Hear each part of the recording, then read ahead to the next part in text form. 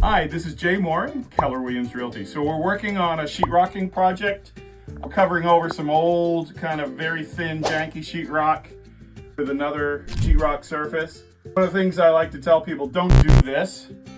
Just trying to find a stud. And a lot of times that's because you're knocking and people think the knocking technique works really well. You got a couple different stud finders. This one is a Zircon off the shelf. Certain depth, it works okay, but I find this Franklin one works better. It tells you the border of where the stud is, and it goes about 1.5 inches deep. So if we're over here, you can see the light shows, let me turn it around so you can see it better. The light shows like where the actual border is.